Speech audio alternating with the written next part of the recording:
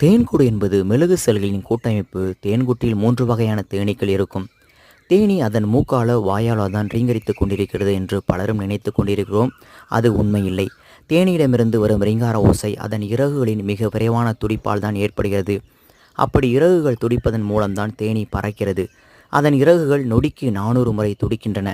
அதிவிரைவான இந்த அசைவு காற்றில் உண்டாக்குகிற அதிர்வு நம் காதை அடையும் போது நாம் அதை ரீங்காரமாக உணர்கிறோம்.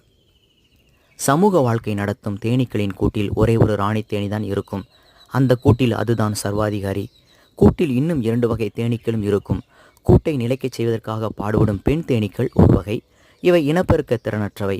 இன்னொரு வகை தேனீக்கள் சோம்பேறியான ஆண் தேனீக்கள். ராணி தேனீ மற்ற தேனீக்களை விட உருவத்தில் பெரியதாக இருக்கும்.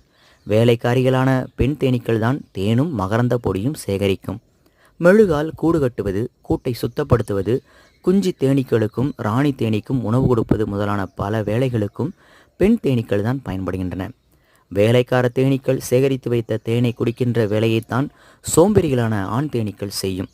ஆண் தேனீக்களின் உடலமைப்பும் தேனோ மகரந்தமோ சேகரிப்பதற்கு ஏற்ற விதத்தில் இருக்காது. இவை எண்ணிக்கையில் குறைவாக இருக்கும். இவை குறிப்பிட்ட காலங்களில் ராணி தேனியுடன் இணை சேர்கின்றன.